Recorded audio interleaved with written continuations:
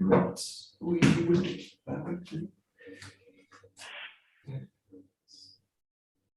Right. Onegaishimasu. Right, great. So just keeping the Joe kind of in the hands, nice and loose. Just first, nice, just loosening through the whole body. Loosening through the ankles, and the knees. Relaxing the shoulders, the elbows. Just let the weight of the Joe in the arms just gently kind of drag the shoulders down a little bit. It's a little bit cold, you want to make it a little bit more active.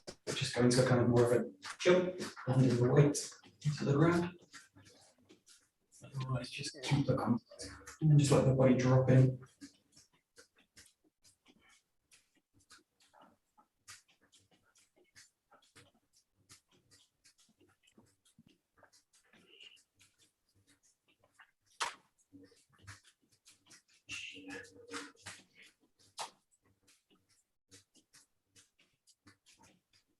Right, just nice and loosely, just keeping that kind of bounce, just rolling with the shoulders. Keep the knees open. It's soft into the ground. Imagine you're pivoting the Joe from the center of the body. So the center of the Joe and the right and through the center of the spine. And rolling together. That's it. Great. And then switching the direction. That's it.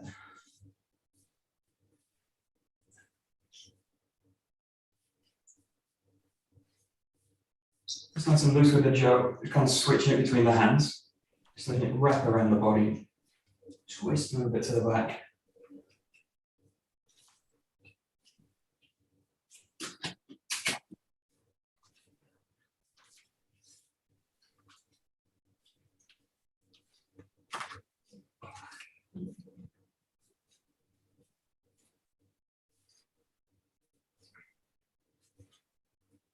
Great, just stepping out a little bit. Okay, no, 1 second.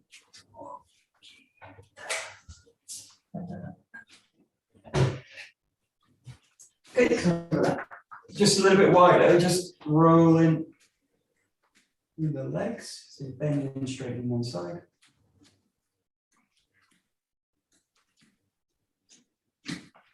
So good.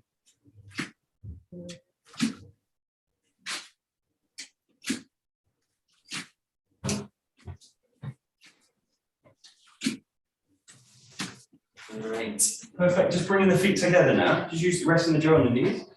Rolling the knees, keeping the ankles soft. Ideally, the feet relaxing into the floor.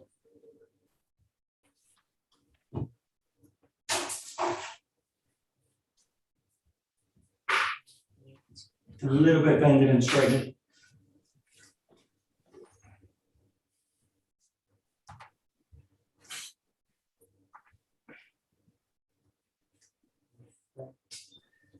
Great. Just placing the jaw down, use it a little bit to lean the weight into it. Just swinging the whole leg out. Loosening the hip.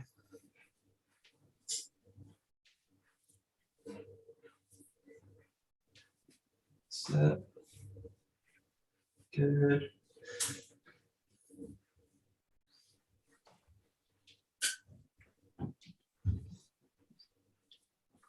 But switching the side.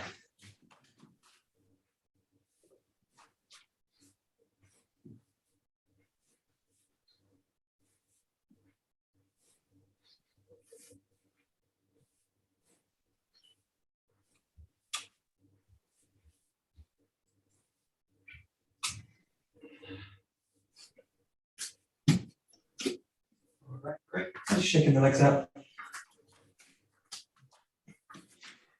Okay, perfect. Okay, we're just going to look at a few, not really exercises, they're like diagnostics for the body. So they're kind of there's about 6 or so, and they're just to check the mobility in the joints and also to kind of see where the limits the range are.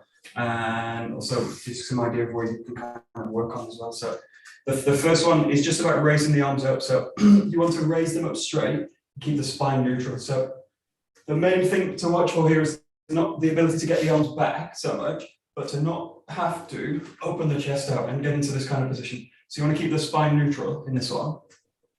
And just raise the arms up. And again, just find the kind of limit where you can keep the spine neutral. Raise the arms up. Don't worry about the shoulders kind of raising up too much. Again, just focusing on the spine.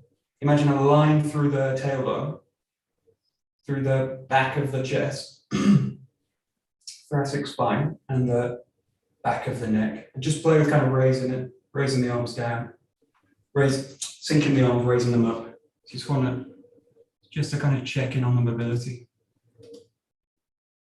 So.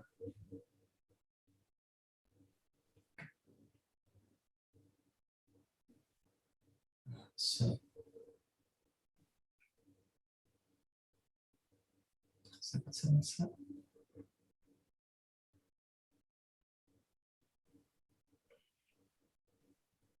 you're not at this point like trying to stretch it out, unless you want to stretch it out in this case, but just kind of checking where the limit of the flexibility is. We do the same exercise, we're just going to do it on the ground. So what you're going to do now is you're going to lie down, face first, right on the ground. It's the same exercise, but this time have the jaw out the side at the top of you. Lay the body down and just think about now raising the arms out of the ground. So keep the spine neutral. Raise them up out of the ground. And again, just check the limit of your flexibility. If you can't lift them out of the ground, don't worry about it. Just get the idea, have the intention to raise them up. But again, keep the spine nice and neutral. Use the ground to check the spine. So and just take, don't kind of struggle with it. Just raise it up as high as you can, comfortably, or reasonably comfortably. Again, it's just a check on the flexibility. Yeah, exactly. Good, Patrick. So it's not too easy. So great. Okay, perfect. Good. Great. Okay, great. The next one we'll do, just coming up, is just for the spine. So these are just a few kind of things you can look at. The next one is the sense of being able to mobilize the spine. So we do this a lot with this kind of inside-outside movement. So this is working on the same idea. Use the jaw. Keep the jaw kind of at the side, but just think about, you're going to start with the hip and think about passing the movement of the spine. So you want to really wave through the spine. Use the jaw any way you like. You can use it in front of the body and you can get a sense of waving up through. But you want to get a sense of being able to pass a motion through the spine. And again, it's not so much about increasing flexibility, just about finding the range of motion in that. You might find that it gets locked. For me, around this area is where the kind of trouble is. So that ability to be able to pass the motion from the hip through the spine, through the chest, out the neck. Just play with it a little bit. So explore the movement, both kind of up and down. So being able to mobilize the spine again, it's a really good marker of flexibility, mobility as well. Very useful. That's it.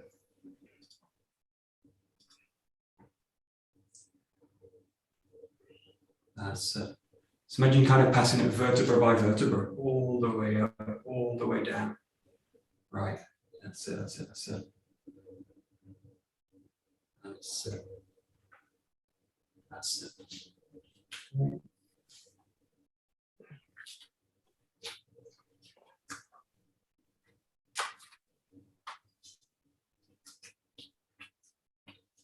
Okay, good. Great. A variation on this is if you imagine, or how I use this kind of motion, or this ability to kind of pass motion through the spine. If you think about someone having a nikyo on you, a really locked on nikyo, to the sense of this, obviously the way to absorb it is to move into the person, kind of control the lock. But also if you imagine the tension passing through the joint, through the shoulder, through the spine, and the ability to kind of collapse the body down through, well, not collapse the body, but pass the motion down directly into the ground. Because again, if they've got this, we're talking about this kind of center to center connection. In this case, they've got the connection to the arm, is going to pass through the whole body. So imagine you've got the Nikkyo lock, and then you've got this coming in, and then you want to have the ability to let the spine flex through the motion. And then if I can control it, I can also look to get into a position where I can counter the technique. So what you can do with this is also use the jo. So you place the hand at the top, and you slightly lean the jo into the body. So you've got a lock on the arm. And then just think about how you would take the ukemi for the Nikkyo. See, the basic for it is to actually go into it, which seems counterproductive, but I don't want to twist against it or pull away from it. It'll actually increase it. But I want to have the ability to kind of melt the body into that contact point so that I can take the pressure off the wrist. Just play with that kind of coming into the ground.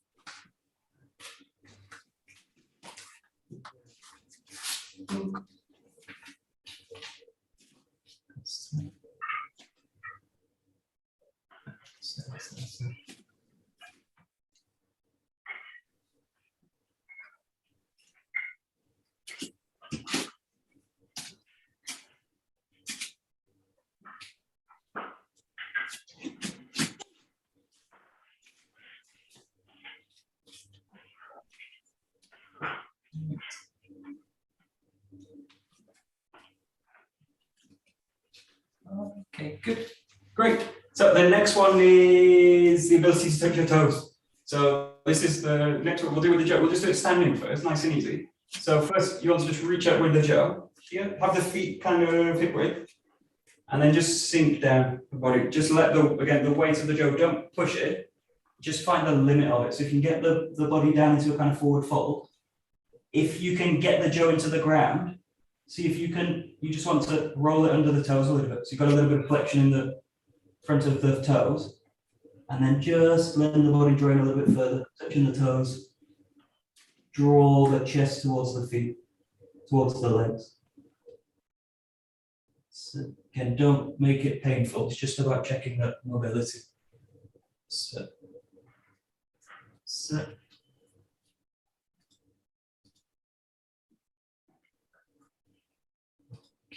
Good. Great. Good. And then the same thing, we're just coming to the ground. It's a classic one, just sitting on the ground.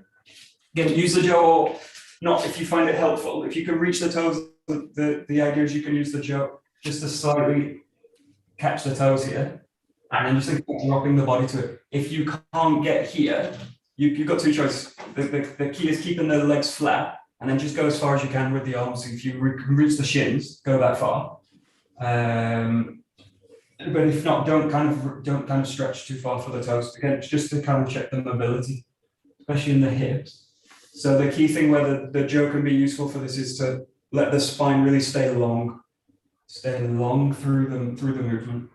And if you can reach the toes, it's a bonus. So the back of the legs pressing down into the ground a little bit. So you do it. That's it.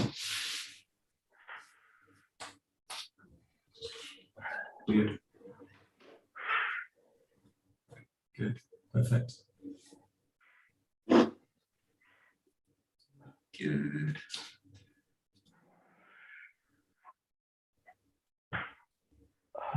Good. Great. Okay, great. We'll go to the next one, which is a squat. So again, you don't want to don't push yourself with this one. You just again want to find the limits of the body. So you want to, in this case, if you can, get into a kind of full squat position.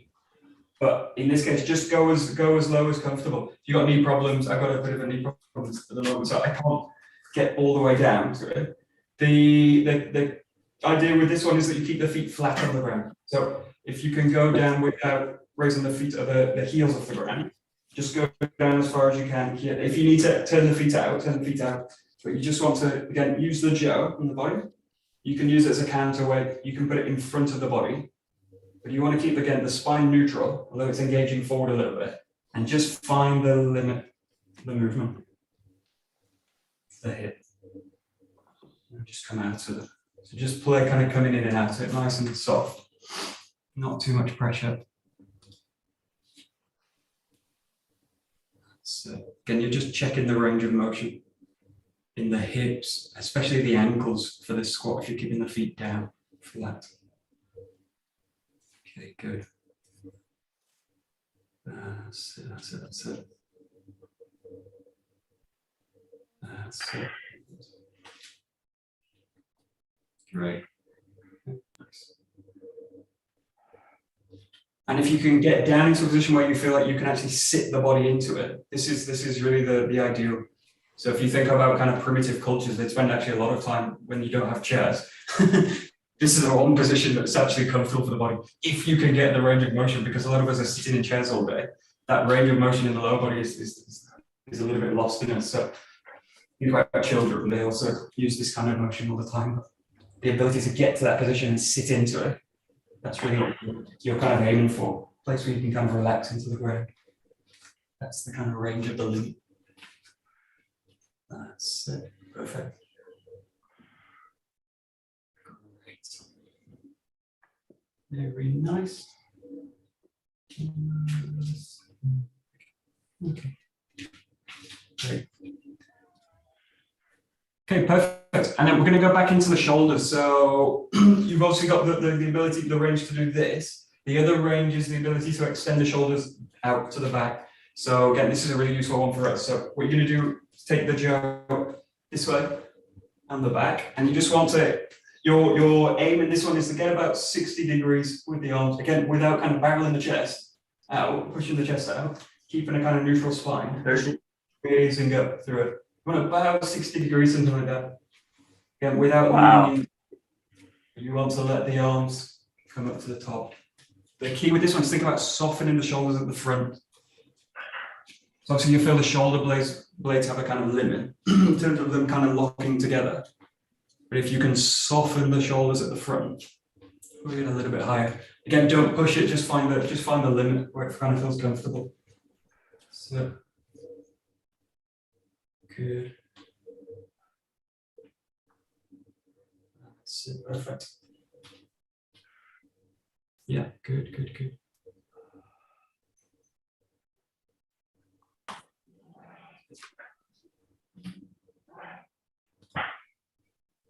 Great. So we'll just do one exercise with this. It's actually not again, so you can increase the flexibility, just so you can kind of check the range. So what you do without the 𝒍 now, you can do this down on the ground. So you're looking first to get the hands here, and you want them the fingers pointing to the back. And what you can do is just rock the body into it, and just let the shoulders loosen to the front, coming up the knees. So you come into this position, feet together. And then the arms somewhere around the hips, kind of drop down, fingers facing back, thumbs out, and then rock the body into it. And again, you're looking for that same angle in the hips, in the shoulders, sorry. Just check the range of motion. That's it. Just come in and out of it. Again, if you feel a little bit comfortable with it, just kind of push it a little bit, but don't go into kind of pain. When you do it, it's coming in and out of it. That's it. Great. Good.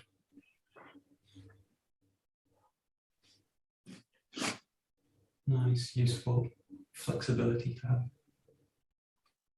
That's perfect.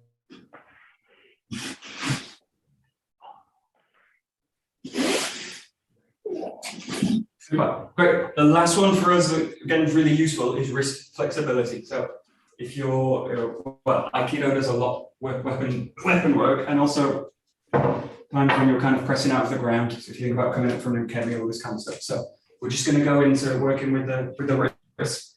The first one's you're going to have the hands down, palm down. So you can do this in 𝒍𝒍, you can do it in cross-legged. the idea is you've got a base and you're just going to press the hands out in front, like you would do a kind of short press up on the knees. And just start with transferring weight into the hands. So it's nice and easy. Obviously, the further the hands go away from the body, the more difficult it's going to be, or the more pressure I put onto the wrist. So just play with the position of the wrist, pressing weight into them, and don't do anything that's painful. Control your own body weight.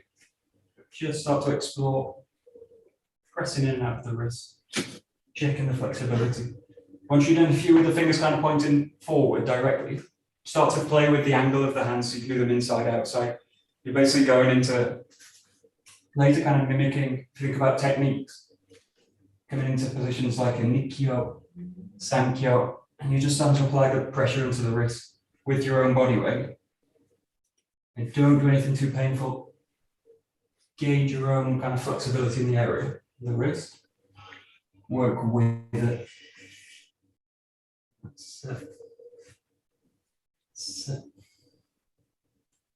That's it, good. And if the wrists feel kind of stable, kind of feel secure and flexible, start to press a little bit more weight into it. Again, you can do this kind of one-handed. Pressing weight into a little bit different angles.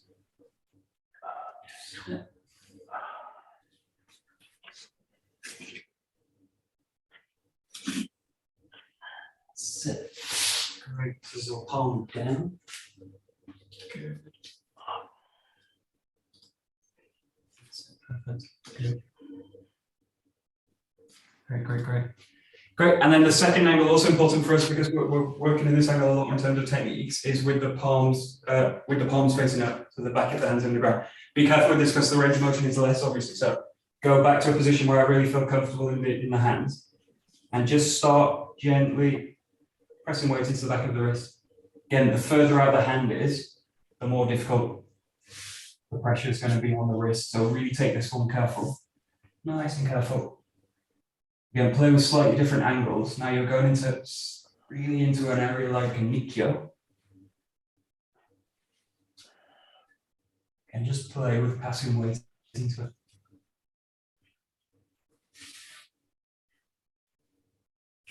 In the good old days, also when I first started in Aikido, we used to do press-ups a lot on the wrist, back of the hand. Not a great idea to do, especially when you're young. But that ability to take a little bit of pressure into it is good. You don't want to overdo it. Sit. Great. Perfect.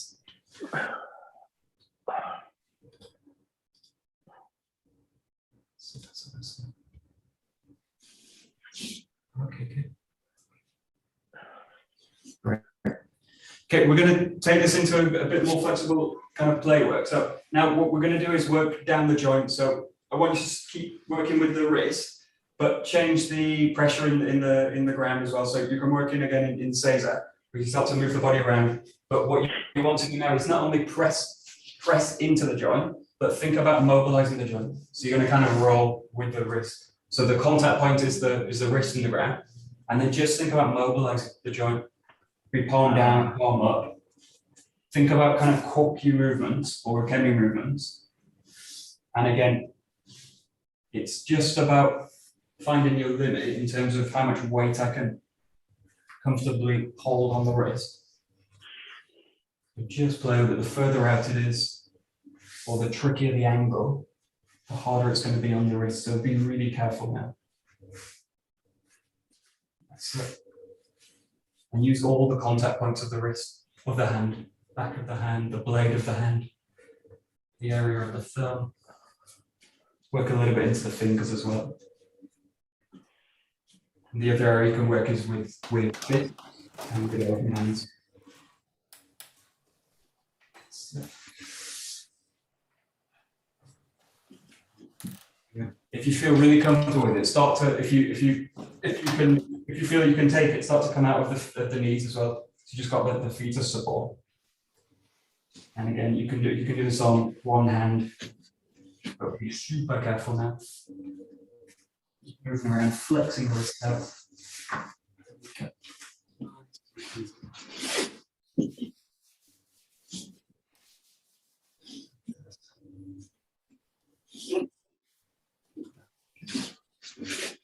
Okay, we're going to work down now into the elbows. So what you want to do now, again, be really careful with these.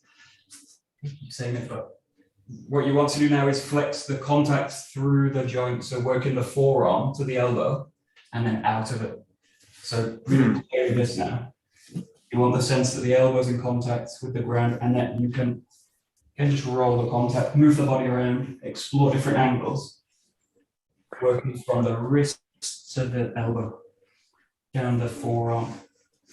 And just check the mobility in the joint. If you find an area gets stuck, it's either because the joint's in a locked position or creating tension. So just kind of find your way out of it. Work both sides.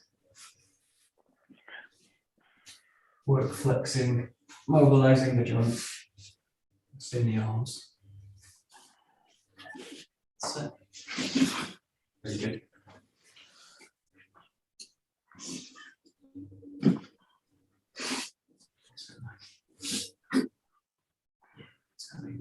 Good. Yeah, good.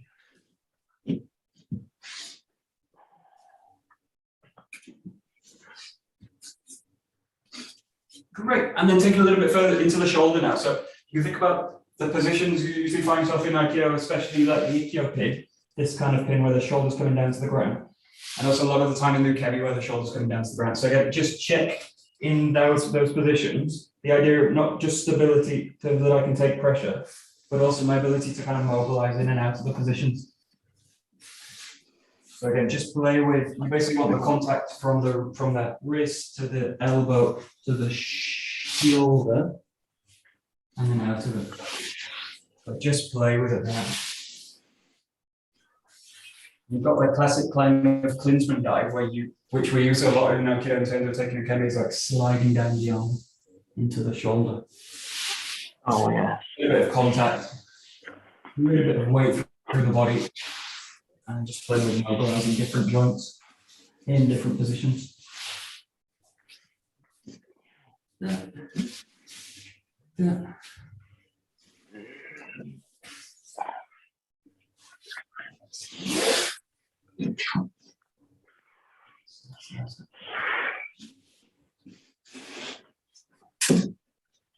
And again, you're looking through in this kind of play to find the limits of my movement as well. So forms are great in terms of teaching kind of base skills in terms of 𝒂𝒊𝒏𝒈 work.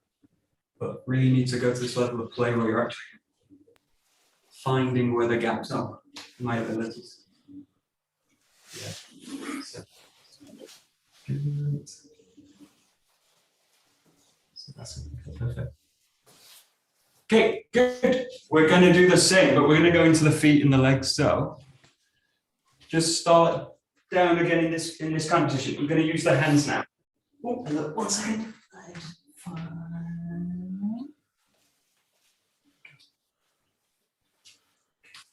But now you want to think about mobilizing the ankles. So you can do this anyway, any way you like. But just think about, obviously the classic ones coming in and out of it. Use the hands now as the support. But just, again, play with the flexibility in the feet. The ankle's got a lot of flexibility if I allow it, and if I've not got an injury. But you've got lots of range of motion in the ankle, and not only like the toes, but the angle of the ankle, how you can kind of press into the ground. So just play with, again, rolling through the foot, a little bit of weight into the toes. So you're really playing like 𝒍𝒊𝒐𝒗𝒆𝒓 and 𝒐𝒂𝒃 kind of positions. Again, just exploring flexibility, mobility in the feet.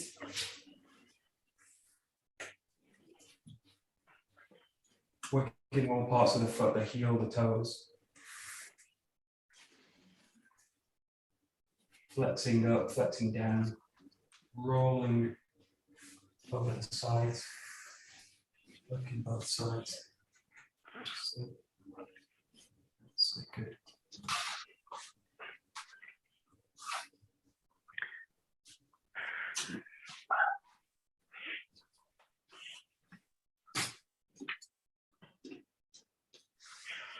Okay, perfect. Now we're going to take it to the knees. So again, work with the feet and the knees now. So this is classic going into 𝒐𝒂𝒃 kind of positions. Don't again, you can do the classic ones walking on, but be really careful again, especially with the joints. So You don't want to be kind of walking on the knees or pressing too much weight into them. So using, again, the flexibility in the joints, use the hands, but just play with, again, mobilizing these areas. So you want to, again, work with contact from the feet to the knees. And just play with it a little bit. Feet to knee contact. Using the hands as support.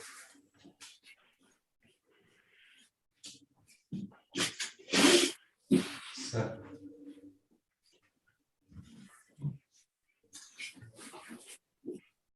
We're just playing with different angles, different positions. You feel your flexibility is good. Start to challenge it a little bit more.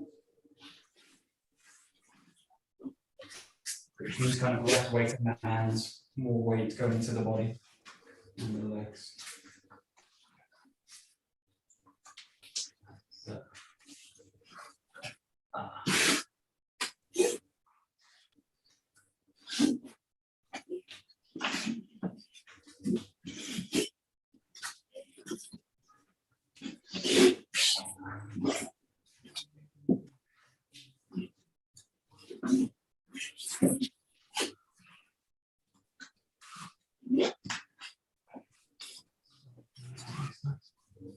Great. So the next joint's the hip. So the classic one for this, or the one that's a really good movement for this mobility, is this 90-90 split. So we've done this before in the classes, so it's coming to this position.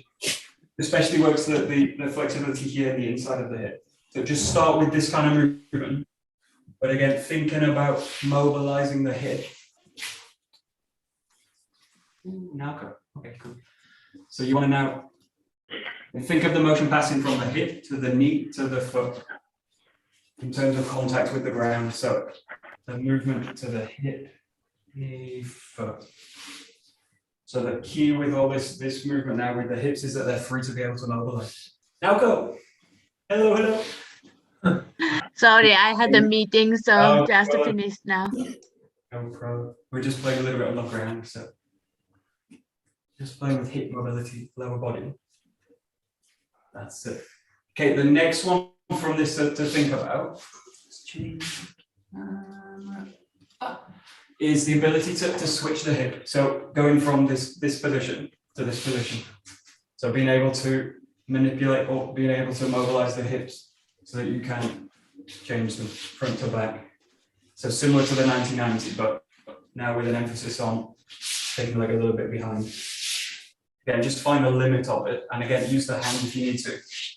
Shift the weight. If you feel nice and free in the hip, just start to work with less with the hands. So. Yeah. So. Yeah.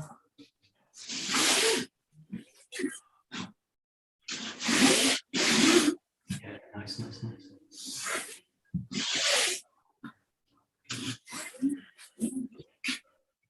Great. And then the next step from here with the feet or with the lower body is think about coming in and out of the ground. So again, using the contact. Again, this is like Shiko kind of work, but be careful again with the knees. You don't want to put too much pressure on. Use the hands as much as you need to. But now think about the idea of mobilizing the hips through the movement. Again, play with different positions. Into these kind of stretching positions. Just as far as kind of comfortable. Into lunges. But again, working with not the idea to stabilize or mobilize, not the idea to mobilize the lower body, but to stabilize it through movements. That's great.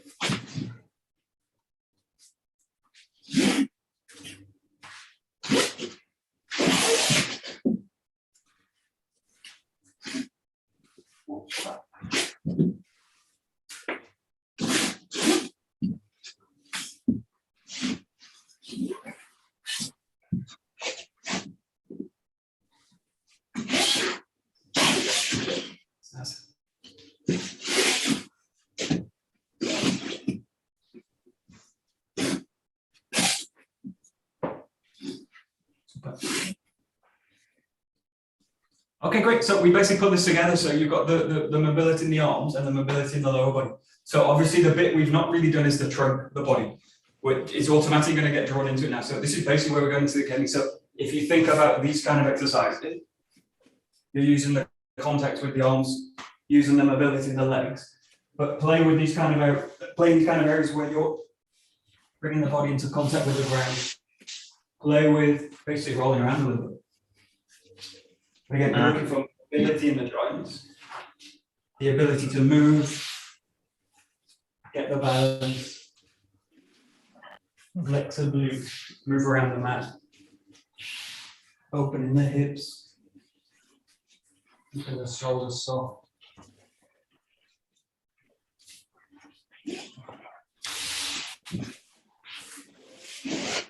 The joints to mold but weight.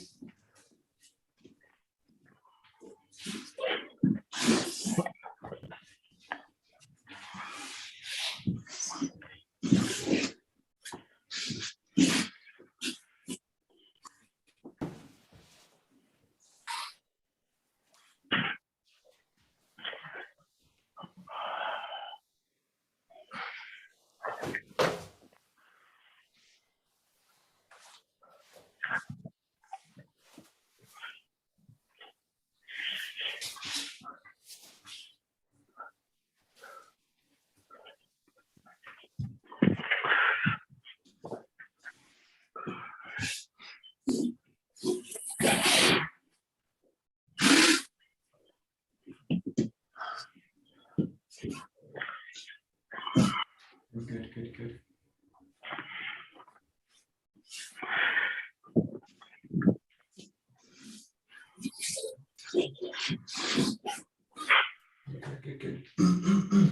Okay, one area to play with in terms of also mobilizing. This is a bit comes from jiu-jitsu. So when you do, we don't spend a lot of time kind of purposely in Aikido because we're looking to protect the head in this kind of position. So in this kind of position here.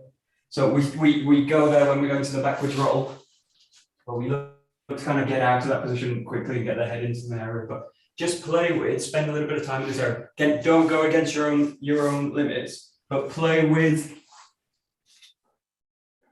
a little bit the ability to take the weight onto that part of the body. So play with coming into these kind of areas. And the ability to flexibly mobilize the body through these areas is really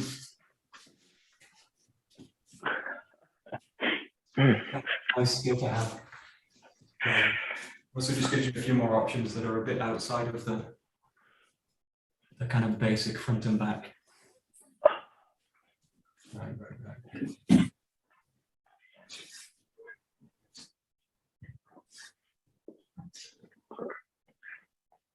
Yeah, okay.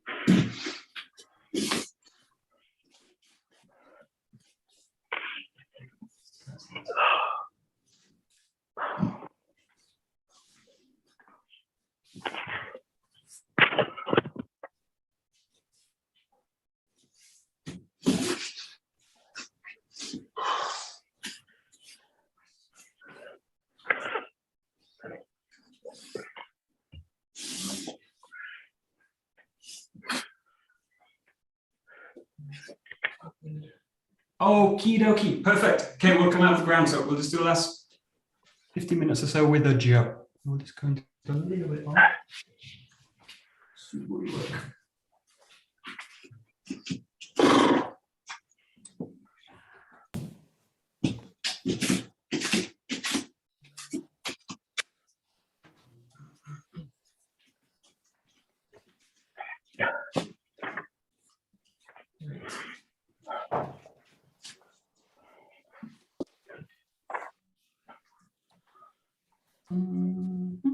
Okay, perfect. Great.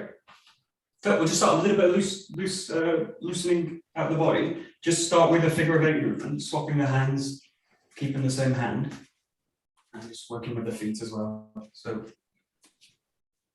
keeping all that flexibility in mind. Now using a much more stable upright posture. Now only with the feet in contact with the ground, obviously.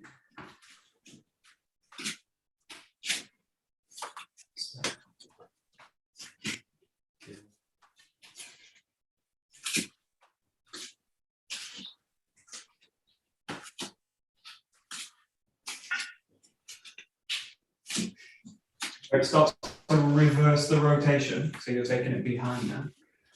This way, goes underneath to the back. So. Reverse rotation. Got it, let's see.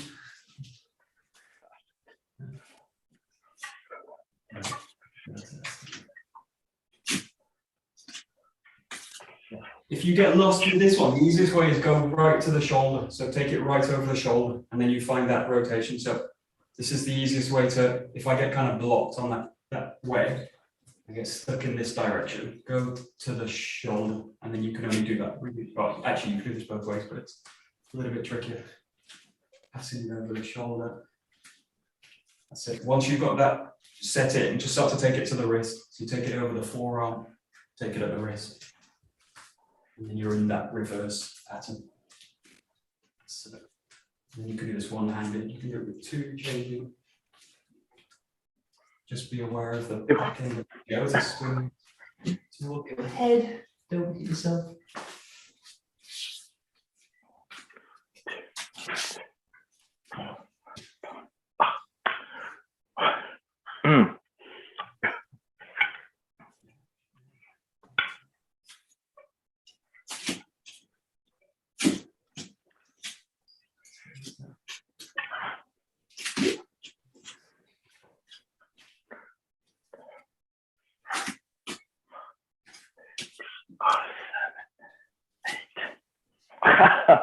Man. 1,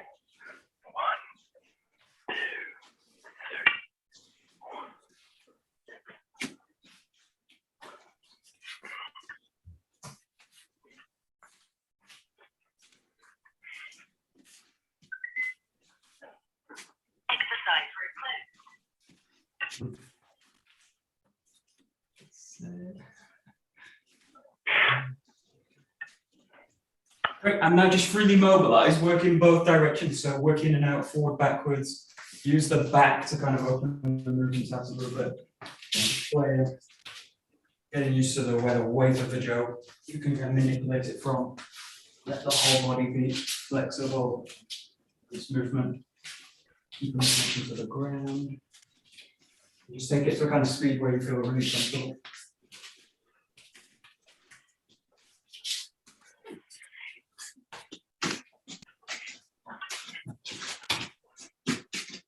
Good.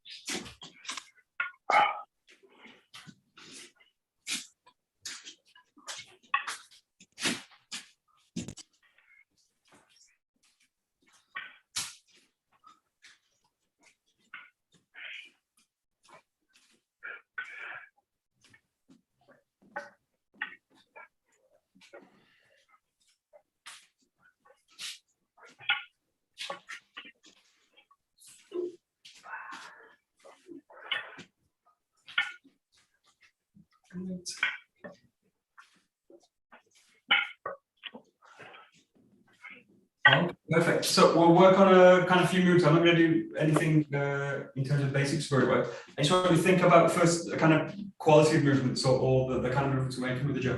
The first one is the sense of thrusting through. So you've got the basic classic kind of thrusting this way.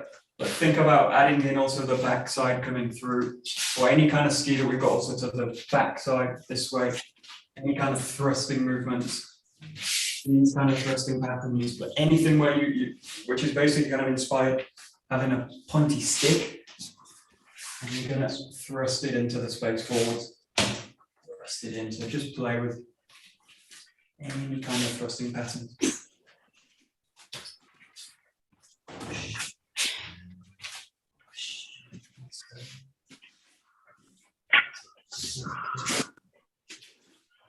And the great thing about the jo is you can use both ends. So you can use the back side, you can use the front. Yeah, great. Nice.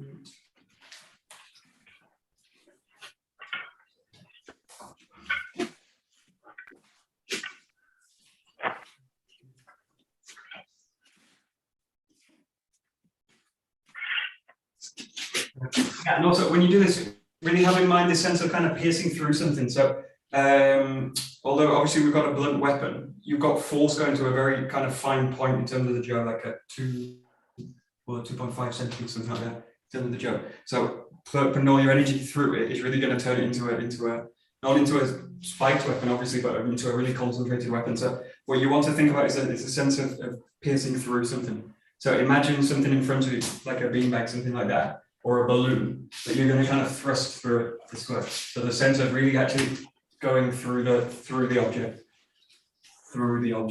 What you don't want to get into habit of is like hitting, where I'm basically blocking the root each time, and feeling like I'm actually dealing with a reverb through it. Think about piercing through an object. If you've got targets in the room that you can use without breaking them, obviously, go with the feeling of striking through them. What piercing through them, thrusting through them. And obviously the idea is like, it's not that the weapon's the sharp object, it's that the body is. So the body becomes this kind of sharp object that you're using the end of the jo to exaggerate. Right. Yeah. Great. Good.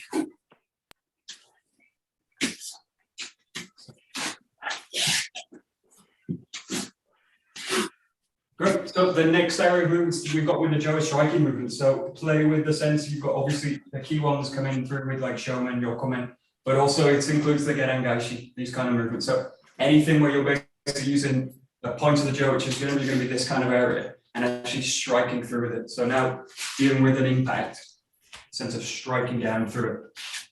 So down. So you've got the gedan movements. Hayagaishi, these kind of movements, yokomenuchi, shomenuchi, or any movement where you're using the point of contact on the jo to strike through.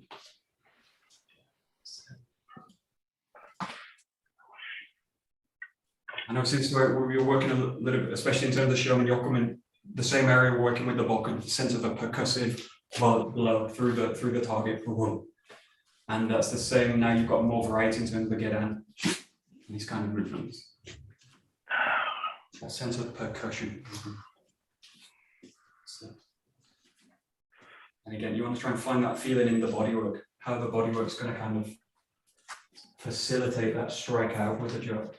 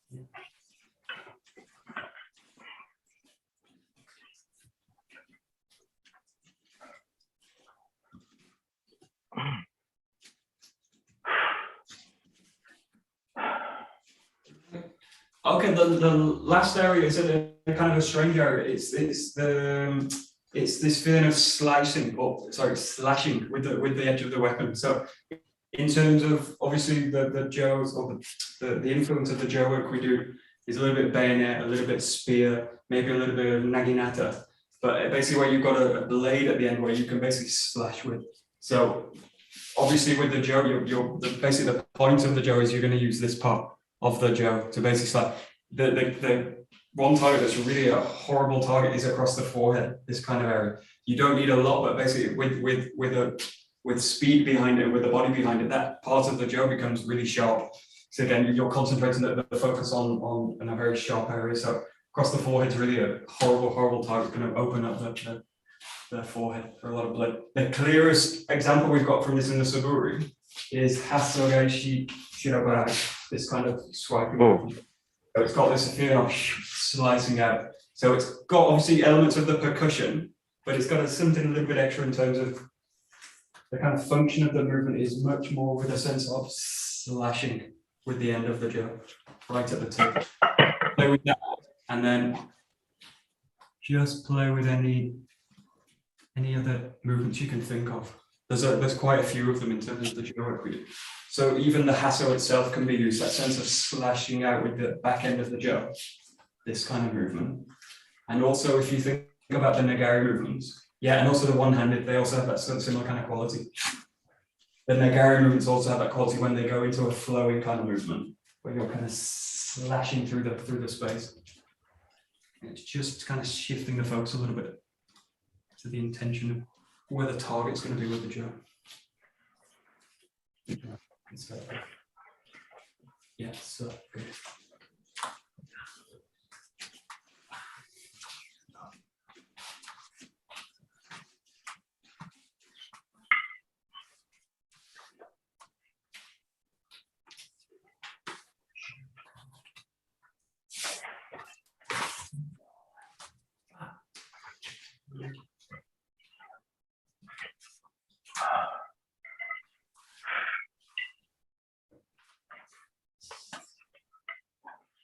Yeah, great.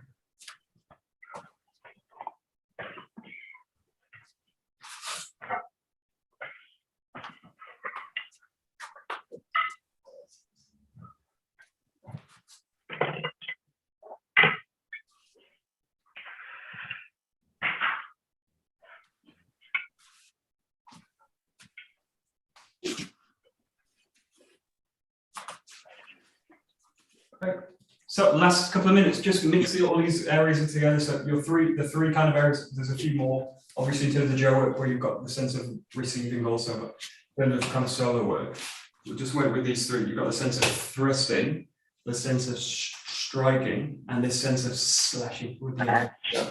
Slashing with the end of it. So the kind of the objects that we're using kind of changing with a sense of a spear, of a blunt object, and with a little bit more of a feeling of a slicing kind of slash. Just with different movements in that area. Good.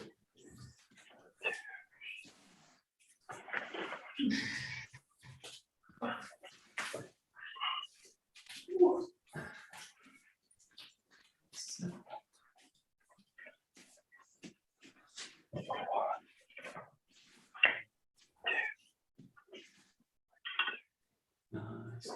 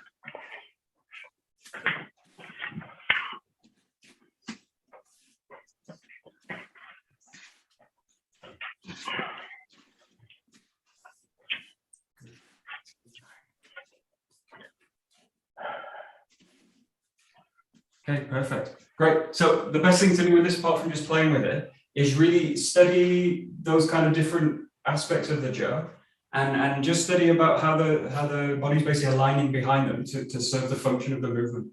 So I know that it comes back to function. So obviously you got these videos where those senseis doing these crazy katas, but there's a feeling, especially in the later years, where he's got like an incredible amount of power, but also a sense of function behind them as well. So although they've got these kind of dance, religion, spiritualistic aspects, they've also got, you can sense there's a sense of real function behind them. So the best, is play with them, but also again look at that sense of how the body's aligning behind the movement to kind of fulfill the work of the 𝒌, because it's not a spear, it's not a naginata or anything like this. I've got to kind of put that bit of influence in from the body. Okay, all right. Okay, great. We will so. Great. はい。どうもありがとうございました。どうもありがとうございました。𝒂𝒂𝒏𝒂𝒂𝒏 Thank you. Great, very good. Thank Thank you. you, Michael. Cool. Thank you.